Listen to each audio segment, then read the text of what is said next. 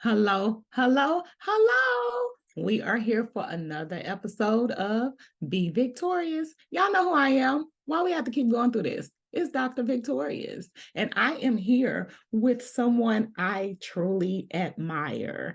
There is not a lot of people in the mental health space that emphasize adverse childhood experiences, but this young lady does.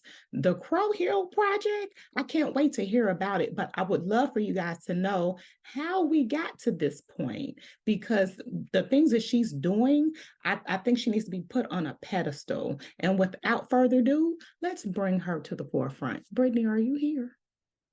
Yes, I am. Thank you so much, Dr. B. Yes, thank you. I'm happy to be You're here. amazing. I just think you're amazing. So I have to share with everybody. I have a mentorship program. People know that I've been having a mentorship program over 30 years. And one of my mentees spoke so highly of you. Her name is Sister Fran. She Yes, loves you. And she was like, you have to meet her. Oh my God. So of course, I know you know I'm a researcher and I did my research and the things that you are doing in the New York area needs to be highlighted. I think you're amazing. I think so. My word is always amazing, just so you know. It is my word because to see that there are people out there that share that same sentiment of addressing ACEs. Yeah, that's who you are. yes. Tell us about you. Yes, no, thank you so much, Dr. B. I'm just happy to be here. Thank you for the invite and shout out to Sister Fran. She's a fellow ACEs advocate. And like you said, it's not many of us in this space. It's crazy, like it's crazy that there's not many of us in this space because there's so much just around ACEs. There's so much science to back how crucial this is, how much this is impacting everyone everywhere. So yeah, it's not many of us, and I'm actively looking to bridge that gap uh, Okay. here in New York City. So, my name is Brittny Ellington. Hi, everyone. I'm the founding executive director of the CrowHeal Project. And we are mission to increase public awareness of adverse childhood experiences, really here in New York City, where I think we are really behind in this space in terms of our systems not really being trauma informed. So many of our doctors or even mental health professionals have never even heard of ACEs. Mm. So it's alarming. And yeah, I'm someone with lived experience, a lot more than I would have liked. And I'm everything. My siblings, my community is everything that ACEs science indicates. And so I started the CrowHeal Project to educate clinicians and healthcare organizations on the dangers of unaddressed ACEs, how to screen for it, how to respond to it, how to prevent it. And then we also offer programs for survivors of ACEs that really foster resilience building through the arts. So that's a big part of what I do here in New York City. I mean, it's not easy. And then there's two sides to that. I also run another organization called the Daughter House Project, which is a single mom initiative. And it's really around real estate. I have my real estate license. And so I am looking to get into the built environment in terms of developing and, Wow. using trauma-informed design in the built environment. So trauma-informed design is something that is also being done in other states. And of course, people here in New York have never heard about it. And so we're talking about being in an affordable housing crisis. We have a shortage of healthcare facilities, and these are the types of infrastructure that really need something like trauma-informed design. We need a whole new way of doing. We need a revamp because what we've done is not working. I mean, the numbers are not lying. And so that's what I do. I'm into, heavy in the healthcare field. I have a bachelor's of science in health information management and an MBA in healthcare. So I have a pretty extensive background in healthcare, but I mean, I've also dabbled in IT. I've also dabbled in retail. And so I'm using that operations management to now, get into real estate and really community development. Mhm. I told y'all she was amazing. I did. Oh my God. Because listen to her. There was something that has led you to all of this. Sure. What's your ACEs score? Yeah, it's a 10. It's a 10 on steroids. I mean, we're talking about the original study. We're Yes. not even talking about the expanded study, because I check all those off too, but it's definitely a 10. My score was a 10 before the age of 12. Mhm. Um, yeah, it's a 10. And can you let the audience know that having a 10 is just a baseline number? It doesn't define you. No, it does not define me. You know, a lot well, I'm in a lot of these spaces now with social workers and psychologists and psychiatrists, and it can get pretty overwhelming. But a lot of what I hear is like I just did they asked me to speak at a conference in upstate New York recently. It was a trauma-informed annual conference, the first one that we've had in New York State. Really? And so I, said to everyone there, so many people there, amazing people. I said, our doctors, a lot of our doctors, the majority of them, really, I mean, there's research to back that many professionals in the field have never even heard of ACEs. What can we do about that? And then so a lot of the professionals in the field say, well, that's not the bigger problem. Like they need to know what to do with it. And I'm like, okay, well, this is part of the problem, okay? Because, we keep saying that we don't want to discuss this with them because they don't know what to do with it, but why don't they know what to do with it? Like we have to start somewhere, so it's going to start with discussing it. It's going to start with implementing ways of screening and just having the conversation about it, or just educating them about it. We're not saying that this is going to save the world tomorrow, but we need to start somewhere. It's a really big job. And yeah, I think it's just going to take people like me, people like you, to really buckle down and continue to create spaces like this and really just get the word out there so that everyone else can start to say, hey, what is this ACEs thing? What are they talking about? And start demanding that their providers and their doctors and everyone else knows what this is, so that they know how to effectively treat them. So Right. And I think that's the reason why your purpose and your passion exude, like it's there. It's yeah, right. I'm looking dead at it because of the 10, because of the experiences, because of going into these different conferences. How yeah. does it make you feel that these doctors Yeah, doctors. don't know about it at all? It's on the same website as CDC, all of it. Kaiser Permanente, yeah. Yes, it really bothers me. I mean, we have some pioneers in this space. I mean, look at Dr. Robert Block, former president of the American Academy of Pediatrics. He said, it was a PSA, adverse childhood experiences is the single greatest unaddressed public health threat facing our nation today. So how is it that our doctors don't know what this is? And yeah, it makes me feel, it can be really triggering at times. I think it can be overwhelming. And so, there's a lot of work that I have to do within myself to maneuver in those spaces, being a person with lived experience. And no, I don't have, I think that having the degrees and stuff helps, but when you don't have that license, there's a disconnect between the licensed professional and Mhm. the people that aren't. And so I always have to remind them, yeah, we both have an L word. You're Right. the licensed person, but I'm the lived experience. And so Exactly. we can do this all day. So yeah, we have those moments. We have those moments. And I think for the most part, people are especially the people that know, about ACEs and the impact that it has, they know that there's a huge disconnect. Right. And there's almost like just a level of hopelessness, I think, when talking to them, where they're like, we know. And I'm like, okay, so what do we do? And they're like, we know, we're trying to, no, that's not good enough for me. So I often feel like, almost like Robin Hood, like, all right, I got to go back to the drawing board, like, how do I get everyone to stop and listen and take this seriously? For me, people are like shocked to hear that I discovered ACEs, I think last year.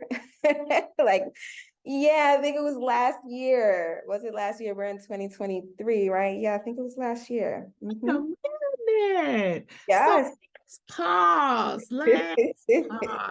Because I would think your lived experiences brought you to this, but it was your understanding of ACEs that has you here today.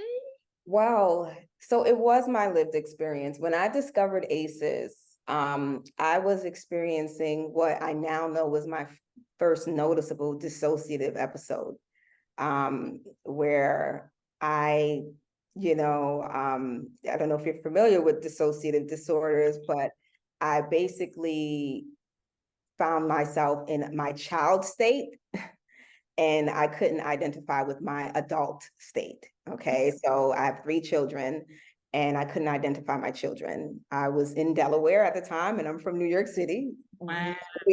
so I was working at Amazon Web Services. I was a cloud engineer. I was this successful person, that everybody looked up to and, looked to for, to get things done. And I was like, who the heck are they talking about? It was very hard to really determine what was real and what wasn't. I was having a very hard time just grasping reality, like nothing felt real. And so I went through that. I went through, a very crazy time where being bounced around, different mental health providers and realizing that they were doing more harm than good to me. Wow. And just after extensive research, because I wasn't getting the help that I needed, and it was essentially making me worse because I was losing myself. I was losing what everyone else around me, saw me as. And I'm like, if I'm this person, I clearly worked hard to get here. I have an MBA, like I did all these things, but for the, from the age of 11 to, my early 20s, I was a very active gang member. And that's what I was able to identify with. I was able to identify with my gang life. And, I wasn't able to identify with this successful person. And it was hard. It was very hard. I was very sick at the time. And after just extensive research and months and months and months of not getting the help that I needed, I stumbled upon this ACE study. And I checked off, like I said, all 10, and it started to make everything make sense. Everything that I was feeling with the dissociation, with the very complex PTSD, where literally anything could, trigger a flashback that would leave me almost paralyzed. These doctors, these providers, these professionals couldn't understand it. They were just like, you're fine, but you look good. They would always say that, you look good. And I remember finally telling one of them, you guys keep telling me I look good, but what I want to do is grab you and say, help me. But I don't know how to do that because masking is all I know. Like that is what has been embedded in me since birth. So even when it was time to turn that off, I didn't know how. So I couldn't get the proper help because I was always so polished and put together. So I remember saying like, oh, I got to stop doing my hair. Like I got to rip my clothes up. Like I need to see that something's not right, So I went through that. I went through that. I went through pretty much having the DSM-5 thrown at me. Yeah. And so I decided to pick it up and throw it back. And that's what led me to the ACE study. And that's what led me to a year and change later being in these different spaces with these providers saying, hey, you might have that license, but I have the lived experience. Dissociative disorders are very real. There are still some providers that don't believe in them at all. Right. But I live in proof that it is very real. And it's not what you see on TV. It's not like the civils or, whatever those movies are. But no, it can look like this. It can look like, super polished and just a dire need to be successful. Like I realize now that's why I went to school. It was for survival. It wasn't because I wanted to. No, I mean, I needed to survive. And I saw that everyone else around me and my family and my friends, I saw that they weren't doing that. So I was like, you know what, maybe that's what I need to do because this is not working. What they're doing is not working. So yeah, that's what got me here. So no, my lived experience definitely led me to ACEs. Guess what? It's the same for me. I'll Yeah. be honest, gangbanger. I know I'm cute, no, but Yes. baby, I used to get it in, and guess what? It was survival, Yeah. period. So what's funny is that was the key for me. Once I saw it, it answered all my questions because Right. I was that smart ass that wanted to know pretty much everything that was going on in my childhood. And Yeah. so I started putting the pieces together, and here I am. So I get it. I just didn't know it was a year ago for you, Yeah. though, It's because short. Yeah. that means you've been working your ASS off, baby. That's right. You have a Absolutely. vision, and you have a passion that is radiant, honey. I would, because you cannot tell me it's just been a year. You cannot tell me that at all, which means in the next 5 years you're going to take over. I'm just going to sit back and enjoy the watching, because you're a powerhouse, and don't let anybody tell you anything different. Dr. Nadine Burke Harris was the eye opener for me. If you have not seen that TED Talk, her passion when she commanded that TED Talk. That's what woke me up in 2014. I went to school. My dissertation chair said you need to choose something that you're passionate about. And I am passionate about ACEs. And here we are. So it was her. You remind me of her. Y'all have a lot of similarities, I swear, the qualities, because you're not going to stop until you get the answers addressed to your purpose and your passion. And you can tell. I'm just going to sit and watch, because guess what? You're going to do it. I know it. So let me ask you this question. You are a single mother of three? Yes, single mother of three. And yeah, it's funny that you mentioned Dr. Burke Harris, because she's a mentor, she's my mentor, and she doesn't even know. Yeah, Um, my very, just instrumental in all of this, and just a powerhouse. And yeah, no, her TED Talk blew me away. It's one of the first videos that I watched when I read the study, and I'm like, I got to find out more about this. So yeah, but I am a single mom of three. I have two girls and a boy. My youngest is actually just two. really? I'm sure they see mom, and they see mom doing all of these wonderful things. Do you realize that you're a cycle breaker? Yes, I do, and it is a blessing and a curse. Yeah, my kids see mom, and they see, all these great things I'm doing, but of course they're kids, so they ain't checking for that. They like, mom, get over here. We Right. come see mommy.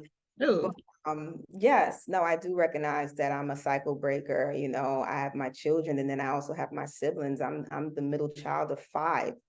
okay. And so yeah, I'm ram smack in the middle, number three. So yeah, I am a cycle breaker, because not only do, I play the role of mommy, but I'm also the matriarch of my family, my siblings, my mom, they all look to me. They all, even my cousins, they always think I have the answers. And I'm like, y'all don't know. I'm Right. going by a thread over here, but okay. But I mean, so yeah. This is the reason why I chose the educational aspect of it.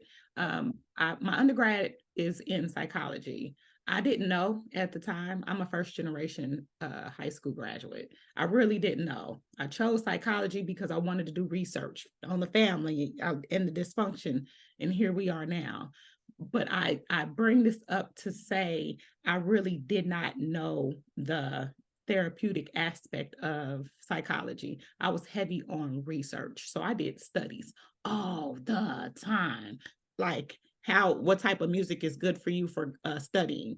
That's the type of researcher I was. So to find the information that we found on average childhood experiences were just so amazing. It bothered me that nothing happened, but there's a light at the end of the tunnel, because I know they've gotten a lot of updates now after all of these years. What do Yeah. you think about the updates? I mean, I think that the updates are great. I mean, my thing is, what I like to say is let's keep shining, let's keep the light on ACEs. I Uh-huh. feel like the pioneers before us have done a great job at highlighting the dangers of ACEs. Yep. And it almost feels like, okay, but now what? And so now it's gonna take people like us with the lived experience to come in and keep the light on, like keep it on. No, don't turn it off. We're Yeah. keeping it on, Yeah. So I think that the updates are great. I'd like to see more.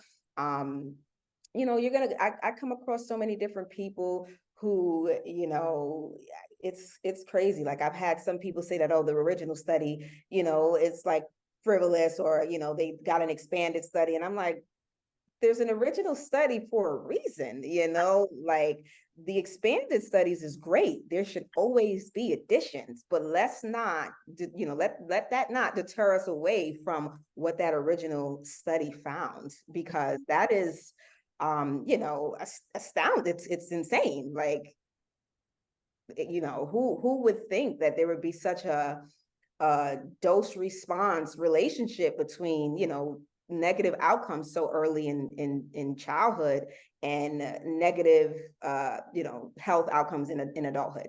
Yeah, one might say, like Dr. Burkhardt said, yeah, that, doctor said, okay, yeah, you have a rough life, of course you might end up being a smoker or something like that. But then what about in terms of the fact that, ACEs is linked to not now 9 out of 10 of the leading causes of death in the US, including heart disease, which is the #1 leading cause of death in the US, including suicide, which is the #2 leading cause of death in youth ages 15 through 24. And the list just goes on. Like, how are we not prioritizing this? How is this not on every single billboard? So, I mean, I think the updates are great, and I'd like to see them. I'd like to see more of them. I just still don't Yeah. think it's enough. Yeah, I'm heavy on it. I mean, I like social media, don't get me wrong. I'm an older woman. Just gonna be honest. I know I look young, but no, You I grew up in the 90s. I want to do more, which is the reason why we have the podcast, which is the reason I'm reaching out to anybody that has ACEs there, because we need to build this bridge and put the information out there. We're saving lives. You're saving lives. We're doing it. We just got to continue to educate. I have run into a few therapists, which, and again, no shade. I'm glad I didn't take the therapeutic approach. I'm okay with being a research psychologist. Let's be clear. I'm heavy on that, but a lot of therapists don't talk about it. Yeah. A lot of people, doctors, are not aware of it. They don't know about it. So my question is, how can we continue to do this? Yeah. Yeah. And that's a lot of what, we talked about at the conference. And I think that it's going to be grassroots, boots on the ground, getting into the community, getting people involved, because they might not want to hear it, but people, especially now, coming out of the pandemic and everything, people are noticing how, serious mental health is. Like, it's not just a thing that we talk about. People are realizing, like, oh my gosh, like we have to prioritize this. So I think people genuinely want to know, more about something like this. Like, ever since I started doing this work, I got people that I grew up with that are still out there, still in the gang life, still doing a lot of these things that we did when we was younger. And they're like, I just don't feel right. Like something feels wrong about me and I can't understand what it is. And of course, I got one word for it, is ACEs, like this, we're all very chemically imbalanced people. The streets raised us. We've been out here on these streets together. So this is all we know. And when we come out of that, it just feels unfamiliar. And so, yeah, I mean, I think that it's just going to take for us to really get out there, get in our communities, do more of this. Like me right now, I'm actually working on a podcast too called ACEs Unveiled. So I definitely want us to, work together and collab, especially since, you're doing what you're doing. Like, we need more of that. Like, we need to keep the light on. Like, I'm working on the arts aspect of it, because I think arts is a huge thing, especially for what we're talking about.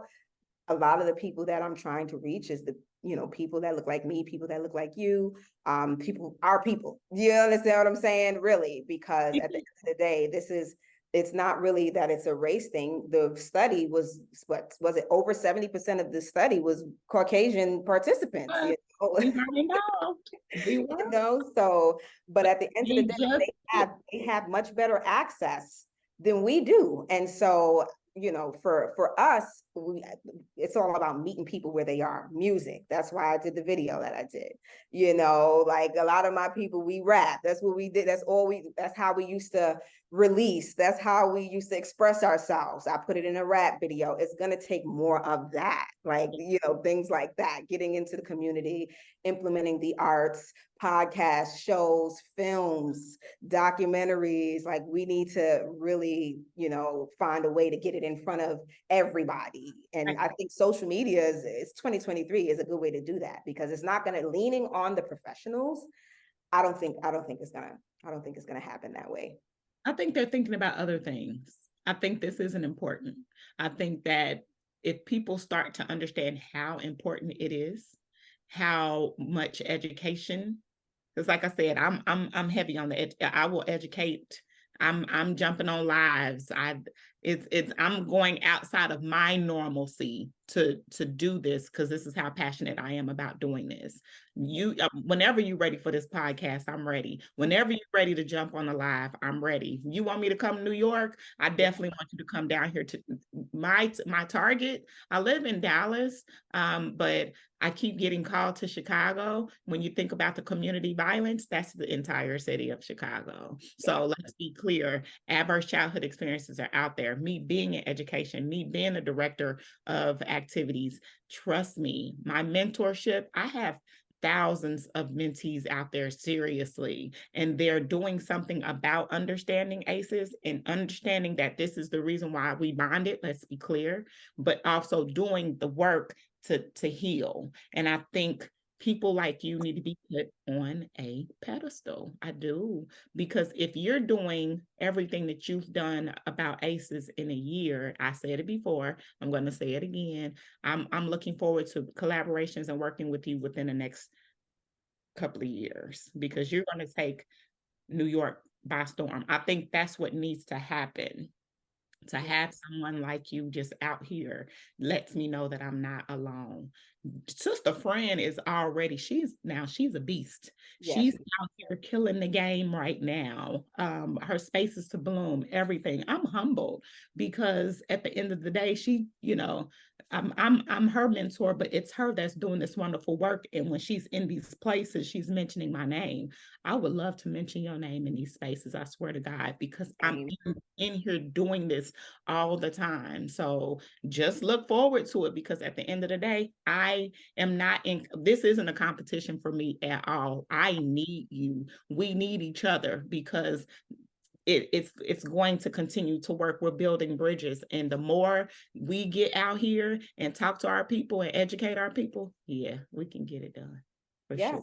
No, thank you. Thank you for that. I agree. I absolutely admire you, and just really appreciate what you're doing, just highlighting this and just creating a platform for, just people like me. I would absolutely love just more opportunities to collaborate and work together, and also mention your name in, a lot of the spaces that I'm in. And I think that also, to answer your last question, is something that we need. We really need to create our own community of, ACEs advocates, where, we're expanding and scaling as one, just people with lived experience, and people who are our allies, and they get it, they understand. And I really think that it's going to take something, as something like that, like just create a movement, just similar to what Dr. Burke has. Oh, when I'm trying to tell you, it's coming. It is, because I have put my job in education to do this on my own.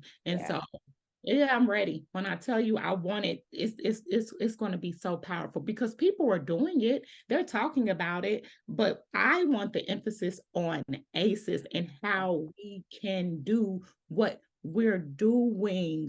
Education is one thing, but you have to take those steps. You could save, people don't understand, you can save your life just knowing that you can. It's linked to so much, guys. It's linked to relationships. It's linked to life. It's really something that we need to continue to address. So Yeah. I have another question. It is off the subject. You talked about music. Yeah. What is your extracurricular activity? So how do you're triggered, something happens. What do you do? I mean, I think it would depend on what setting I'm in. Um, it really also just depends on where I'm at in my life, because I can't say that I'm, you know, what I have been able to do is, now if I'm not okay, I do check-ins with myself regardless, but if I'm not okay, I'm not gonna put myself in an environment where I can't recoup or regather myself if I do become triggered. But I am a on the fly, wing it kind of person. So even when I am triggered, like at the conference, I was triggered multiple times. But I mean, there's not, I'm just, I would like to say, I want to give one of my techniques, which is rain sounds. And I know people laugh, but I love rain sounds. It got me through some crazy times, when I was having my dissociative episode where I was just not okay for a while. It really got me through. And sometimes I'll just put my phone on very silent and just play them, and people won't even know, like just playing rain sounds in the corner somewhere. But or I just think about my goal. My end goal is to really increase public awareness of adverse childhood experiences. Like, I just did a program and they kept telling me, oh, you need a mission statement. And when I told them that that was my mission statement, and he was like, no, that's not good enough. It's too broad. And I'm like, but that's exactly what I want to do. Like, that's it. I just need people to know that this thing exists, because like you said, it could save your life just knowing. That's what it did for me at a time where I feel like I was on my last leg, really. I mean, suicidality had never been so strong like it was when I was a child. As a child, I was a very suicidal kid, and I had not felt that way since I was a child. So as an adult, to feel that way again, I knew that something was very wrong, and just discovering ACEs, it absolutely saved my life. It made everything make sense. I understood why I was having those urges, why I was feeling, so imbalanced, why I was having the flashbacks of my childhood, and, the disassociating where I would wake up and it's 6 a.m. and I would blink and it's 6 p.m. And so now I lost my job because I'm missing important meetings. I'm not performing the way that I was. Like, I got it. It made sense. So now I know I'm not going crazy. When I go speak to these people, they make me feel like I'm going crazy or something. But I just discovered this study and I'm not letting it define me. I don't think that I'm going to die prematurely just because my ACE score is a 10. But now I can take action on what I've found out. And it makes sense to me. So yeah, I agree with you 100%. It can be life-saving, it can be life-changing, and I'm just looking forward to just more opportunities for us to just do this work together. Yeah. You are not alone. And I think for me, it's the self-gratification that you exist. Thank you. Because I'm running into people. I think the thing for me, and it's humbling that people are saying, I learned about it through you, or it's your ACEs education that helped me. It's humbling to me because I'm like, are y'all serious for real? But yes, so you have to continue to do what you're doing, because God got us together. There's no way on mother, or you're on a whole different part of the United States, and social media has us here. Social media has been linked to some negative things, but for me, I'm doing the best that I can to continue to build those bridges, because I feel glad that I am not the only one. And I'm running into people that are actually have been talking about it, have used it, been using the hashtags. I'm on there. Okay, let me find this person. Let me find this person, because I'm a researcher. And when I tell you, I have been waiting for this, and here we are. You guys guys, this is our first time actually meeting. We have been communicating with each other for a minute. So to just meet on here, we just established this wonderful relationship because you're a sister. Let's be clear. And you made it made sense to you, for you. Continue to do what you're doing and know that you're not alone. Yes, thank you. No, it really does help because it can get very lonely in this space that we're in. So I got to shout out my producer because he was one of the people that were educated, and he will send somebody to me in a second. I met this young lady about ACEs, and it's like, that's what we need to do. We need to have these conversations in spaces to where people can have these conversations in their own space. This is the time. This is the season. Thanksgiving. You're going to be around people that you probably don't even want to be around anyway. True. It's time to go ahead and start having these conversations. Yes, I agree 100%. Yay. So we talked about music. You like that. You do rain, and I like that. YouTube has it where, just so, because I can let you know how much we're linked, they have those rain sounds on YouTube too. So when it's time for you to go to bed, you can go ahead and use those, turn them on. I use them to help for sleeping techniques for my girls. I have 3 girls. And so my youngest baby, I love her to death, but she, from every form of music, swear to God, music is my therapy. Let's be clear. Yes, I have been going to therapy, looking for a therapist for something different. I just don't go to therapy for my trauma. I go to therapy for work. I go to therapy for motherhood. I go to therapy because there's different things. I just hate that people don't and it's scared of it because of the negative stereotype around it. But I still would love for therapists to wake up and understand that they need to educate themselves on adverse childhood experiences too. Absolutely. Absolutely. Because they're not. No, they're not. They're not. I mean, like I said, I've had therapists say, what is that? Yeah. I've had a psychiatrist ask me, what is that? And he's been in practice for over 20 years. Never heard of it. Never heard of it. And our sessions actually turned into me educating him about it, because I would walk in and he would be like, hey, I looked into that ACEs thing and I want to learn more. This is really interesting. Tell me more. And I'm like, tell you more. Okay, well, you know what? What type of insurance do you have? Because maybe I need to start charging you. Yeah, but I agree 100%. And I think that that's where we need to shift focus from is, I go through dealing with, or thinking about how should we do this? Because I don't want it to be like a point in the finger, like you, and say, oh, you guys don't know about this, and make it like a combative kind of thing. It needs to be collaborative, but you got to quit saying that you're not doing it, because you are. Tell us more about the CrowHeal Project, because it is all that in a bag of chips to me. Yeah, the CrowHeal Project does just that. It does exactly that. I mean, kind of, in the least aggressive way possible, say, hey, we need you guys to know about this. It's putting it in their faces. It's me doing something that I've never done before, thought that I would never do before, which is tell my story, because I didn't know that what I lived through was trauma. It was my normal. So, the gangbanging life, the drugs, everything was regular to me. I didn't know that that was abnormal or that was trauma. So I now know, when I discovered ACEs, I discovered that I had trauma. Before that, you couldn't tell me I had trauma. I'm a successful person. I'm degrees. I'm living good in Delaware. I'm driving a nice car. I'm good. My kids don't want for nothing. What trauma do I have? I had no idea. So, I've had my own run-ins with mental health because I have a sibling in which, I'm able to tell their story because I have permission to do so, who was in and out of a mental health facility in Brooklyn. And so also for dissociative, symptoms for years, also very recently, and before I had my first episode. So I did have some experience with that without knowing what it was. When it was my sibling, I didn't know what we were dealing with. They threw the DSM-5 at my sibling also.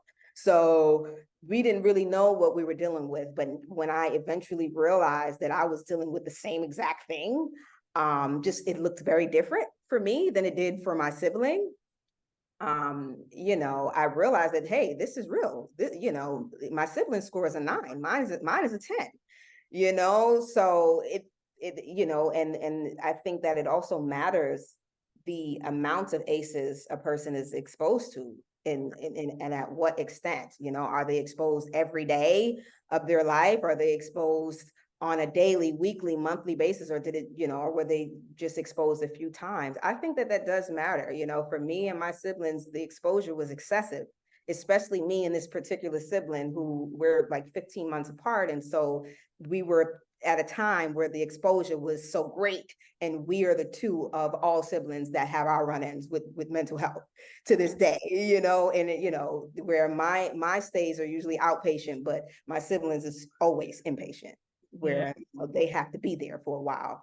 So my back was against the wall. I saw it happen. And not only was it happening to me, but I'm seeing it firsthand.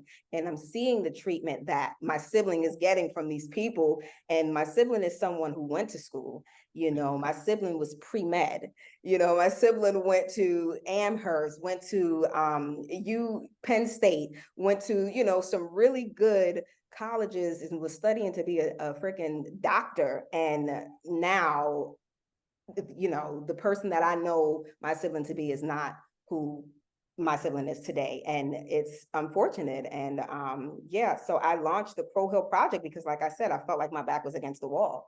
And at the same time, I had my younger brother who was on and off Rikers Island, because he has this, somewhat obsession with firearms. And we're in a neighborhood where if you don't have one, it's really, you would want to quote unquote have one than not have one. And so how do I tell him that the way that we were taught, because having guns is something that we were taught to do, you understand? Like our father embedded that in us. Like he was just that type of person. So how do I tell my younger sibling who watched me in the gang life, who followed that, and so now he's in that life, how do I tell him that everything that I taught him was wrong? How do I do that? How do I, of course, so now I live with that guilt because he's out there. And, so now that added to my trauma, and I'm dealing with my older sibling and looking at my older sibling in and out of the mental health facility. And I was just like, oh my gosh, this is crazy. I have to do something. And I have to do something positive. I have to do something so that not only, my siblings and my kids can see that this is real, but everyone else in my community. And so I launched the CrowHeal Project, and which is a very symbolic thing because I'm from Crown Heights, Brooklyn. And before Crown Heights was Crown Heights, it was called CrowHeal. And there's a lot of history. Yeah. Yeah. So it's really the Crown Heights. Yeah, I'm from Crown Heights, Brooklyn. Yes. New York City. Yes. So the CrowHeal Project is very symbolic to that. And, Crown Heights has an extensive history of just racial trauma, violence, gang banging, you name it. There was a Crown Heights riot in 1991 between the Hasidic Jews and the Black community, and we still live with that tension today. It's as thick as, of course, I want to say it's gotten better over time, but it still exists. Everyone that is there and that knows the history. My neighbors on both sides are Jewish, you understand? And then, so like, it's still there, literally. And so, I launched the CrowHeal Project because it's so crazy, because it's like whenever there's something good happening in the community, it's usually led by the Hasidic Jewish community. Even this is where I got into real estate, because I, looked into permits. Whenever someone files a permit in the area, who's the developer? It's always a Hasidic Jewish developer, and this is why our people are just like, I feel like we're just getting forgotten. So I was like, you know what, I have to do something, not just the CrowHeal Project, but the Daughter House Project too, to bridge this gap. I have to make everyone aware that self-awareness is everything. And so initially I started the CrowHeal Project to just focus on the community and the arts piece, but I realized that I was very passionate about the healthcare piece and the fact that our doctors and our psychiatrists and our therapists have never heard of ACEs, and they're not prioritizing ACEs. And I'm like, this is starting to make sense why I went to school for health information management and got a whole MBA in healthcare, because I never understood why. I never cared to be a doctor or a nurse or any of that. So I'm like, what am I doing in the healthcare field? I went on to Amazon, and yeah, I worked as a healthcare and life sciences cloud engineer, but still, it still wasn't making sense to me. But now I get why all that happened. It was all leading up to this very moment right now, because when I speak about ACEs and what it's done for me, and these doctors and these therapists and these psychiatrists here, that I have the bachelor's in health information management and I have the MBA in healthcare, they actually listen. I know they Yeah, they actually listen, so I'm like, oh, okay, this is all starting to make sense. So, now here the CrowHeal Project is, and we're not just focused on the survivors of ACEs, but we're also focused on the people that are tasked with providing care for us, which are our doctors, our therapists, our psychiatrists, and we educate them on what ACEs is, why they need to know about it, and we put the science in their face, because, doctors, all they care about is the science. That's it. That's it. So if you want the science, here it is. But I've had doctors who are privy to ACEs. I've had psychiatrists who are privy to ACEs they have confirmed, oh, it's bad. It's bad. There's a huge disconnect, and we know it's bad. Well, what are we going to do about it? They're not going to do anything, because, it's complex. It is. I get it. For them, it's not that simple. It's going to take people like me and you. And so the CrowHeal Project is just all about creating a platform for people like me and you to kind of connect and collaborate with our physicians and our healthcare organizations to, just bridge this gap between adverse childhood experiences and what it's doing to all of us, as a collective. Whatever you need from me, whatever you need from me, just let me know. Seriously. Thank you. To join the team. You want me to talk to some kids? I need you to talk to some of my mentees. You know what I mean? Because I'm telling you, I think once they hear from you, they're going to love you to death. So yes, these are the things that we need to do. When I revised it, so I've revised the ACEs study and added the updated questions. Shout out to Philadelphia, because in 2016, when they did it, I love that, because they actually were doing it for the Philadelphia area, and I appreciate that. I'm glad that they did the updates. So what I did was I redid the ACEs study. I can do that. Not to say that anybody can, because I've noticed since I've done mine, a lot of people have done it. Understand, I'm seriously a researcher. And so because I already have a study out there that has been used, I redid it again. And when I tell you, I plan on using those statistics and taking it all the way back. I'm not just doing this for social media. I'm seriously locked in to the university that I was at and the people that I did the study with, so they can understand and know I got a lot of statistics that I'm ready to present. So let's be clear. This mission is not over for us at all. This is beginning. All of your information that you're doing, that's fine. It's fine, because we're going to use, I'm taking whatever I can to any opportunity or any space so people can listen. Just like you said, those doctors are listening. Trust me, they listening, because you've provided the experience and you smart. Thank you. So they're listening. They're listening. I think there's a stereotype on all of us that are African American and we're women and we're educated, and that's the reason why we're pushed into the space that we're in now. This is what you're supposed to be doing, Brittny. Let's be clear. Cut the crap. This is it. No, it is. It's heavy work, but it is. Yeah, it is. And it's funny. I've started this entrepreneurship since June. I just decided I'm not going to go in the field, back in the public field of education. They don't like me. Let's be clear. I wouldn't like me either, because I'm an educated Black woman with lived experiences, starting from being the first person to graduate from high school on both sides of my family, to being the first person to graduate with a doctorate degree that emphasizes adverse childhood experiences. So no offense, not to say that you can't tell me anything, because you can. The thing is, I have the documentation and proof in a dissertation that shows you how these things are so needed. So me doing this, I can't wait, because I've already talked to my dissertation chair was like, yeah, I'm a tad bit jealous. I'm like, why? She's like, because how'd your information get put on the CDC already? All of the recommendations that the CDC has are the recommendations that I put in my dissertation, especially community violence, especially coming from Chicago, especially mass shootings, because mass shootings are no, they didn't used to be as normal as they are now. And they're so normal for them to put it up there, you guys, wake up. If they put bullying on there, we've normalized bullying. But cyberbullying and bullying is officially considered ACEs now. So I'm with you. I'm ready to take over the world with all this information. You joining me? Yes, I'm absolutely with you, 100%. Anything you need from me, likewise, please don't hesitate.